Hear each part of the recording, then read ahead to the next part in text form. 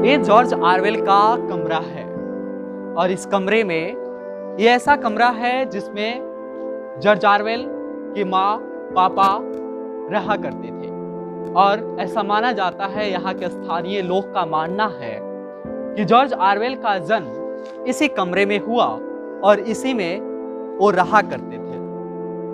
बाकी उनके इस कमरे में आप देख सकते हैं, इस कमरे में ऐसा माना जाता है कि उनके कर्मचारी, उनके जो पापा ऑफिसर थे, उनके कर्मचारी उनके साथ में रहा करते थे। लेकिन क्या है इस जॉर्ज ऑरवेल का इन तमाम बातों को लेकर जॉर्ज ऑरवेल के कमरे में तो प्रवेश कर गए, उनके कमरे को तो दिखा दिए, उनके घर को दिखा दिए कि वो कौन से घर में रहा करते थे, उनका घर कैसा था।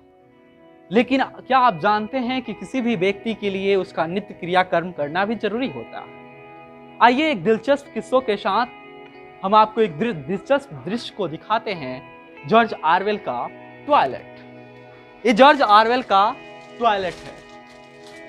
इसी में जॉर्ज ऑरवेल अपना नित्य क्रियाकर्म, खासकर जॉर्ज ऑरवेल नहीं, वो तो 1 साल के थे तो चले गए, लेकिन उनके मम्मी पापा यहाँ पे अपना क्रियाकर्म करता था लोग। मैं ऐसा क्यों बता रहा हूं, मुझे तो बताना नहीं चाहिए, ये खबरों के लिहाज से और नॉलेज के लिहाज से नहीं है, लेकिन एक साहित्यकार और एक महान व्यक्तित्व के साथ उसकी हर कृतियां, उसके हर गुण, उसके हर अवगुण, उसके व्यक्तित्व का एक मानचित्र खींचती है। इसी लिहाज से मैं आपको ये दृश्य दिखाया। यह कमरे ऐसा माना जा रहा है, इस कमरे में तो ताले लॉक हैं, लेकिन इसका कोई ठोस मुझे कारण नहीं मालूम चला है। जहां तक मालूम चला है कि इसमें जॉर्ज ऑरवेल से जुड़ी कुछ किताबें, कुछ प्रतियां, कुछ पत्रें, मतलब यहाँ के उनके जो पापा थे वो अफीम के इंस्पेक्टर हुआ करते थे, तो उनसे संबंधित कागजात कुछ यहाँ पे हैं।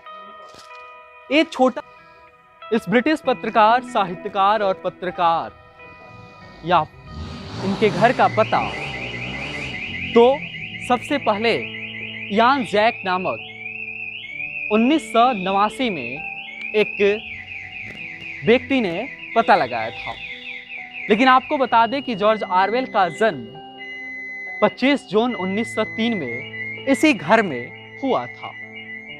यह छोटा सा घर इतने बड़े साहित्यकार, एक शताब्दी के साहित्यकार का जन्म दिया, या कहीं न कहीं इस धरती के लिए, इस भारतवर्ष के लिए, इस पूरे समाज और मानव कल्याण के लिए एक कहीं न कहीं एक सबसे बड़ा सजीदा और सबसे बड़ा एक खुशनुमा इतिहास है। ये जॉर्ज ऑरवेल का एक छोटा सा घर है। इस घर में उन तमाम हम कमरों का चर्चा किए, हम आपको बताए कि वो कौन सा कमरा था जिसमें जॉर्ज ऑरवेल रहा करते थे।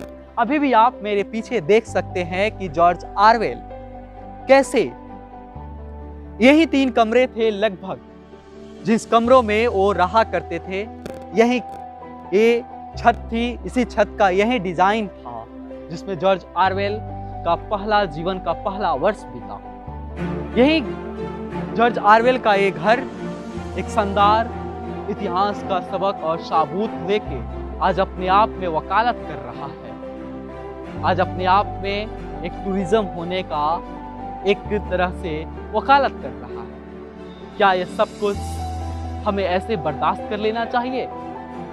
लेकिन खैर, देखना दिलचस्प बात है दोस्तों कि अक्सर यहाँ के लोगों से बात करने के बाद हमें मालूम चला है कि लोगों में एक राय है। कुछ लोगों से मैंने पूछा तो उन्होंने बताया कि जॉर्ज ऑरवेल एक अंग्रेज थे और अंग्रेज का मतलब भारत का दुश्मन, मतलब अंग्रेज हमारे पे शासन किए तो हम उनके बारे में जानने वाले कौन होते हैं। कुछ लोग ये कह रहे हैं कि ये गांधी की कर्मभूमि है, लेकिन जॉर्ज ऑरवेल की जन्मभूमि इतिहास में कितना जगह पाई है। लेकिन यह कहना कभी गलत नहीं होगा कि गांधी की कर्मभूमि इतिहास के बहुत ज़्यादा पन्नों पर जगह तो पा चुकी है, लेकिन जॉर्ज ऑरवेल की जन्मभूमि तनिक सा भी जगह नहीं पाई है। कुछ लोग लेकिन मजेदार बात है कि हम गांधी की कर्मभूमि और ऑरवेल के जन्मभूमि से तुलना कर रहे हैं। यह कहीं ना कहीं हमारे अपने साथ खुद का एक बेईमानी है। लेकिन दोस्तों, यह कहना कभी गलत नहीं होगा कि हमें भी एक समाज के एक पुरोधा, एक समाज के अग्रदूत, एक समाज के जागरूकता फैलाने वाले शख्स, एक समाज के प्रकाशमान करने वाला व्यक्तित्व के रूप में निखारे गए जॉर्ज ऑरवेल को भी याद करना चाहिए। हमें उनके इतिहास को सजो कर रखना चाहिए। हमें कभी उन्हें गंवाना नहीं चाहिए, क्योंकि जॉर्ज ऑरवेल के साथ अगर हम ऐसे व्यवहार करेंगे तो हम सचमुच जॉर्ज ऑरवेल के साथ नहीं, भारतीय इतिहास के उस धरोहर के साथ बेईमानी करेंगे जिसे हम चाह कर भी कभी वापस नहीं ला सकते।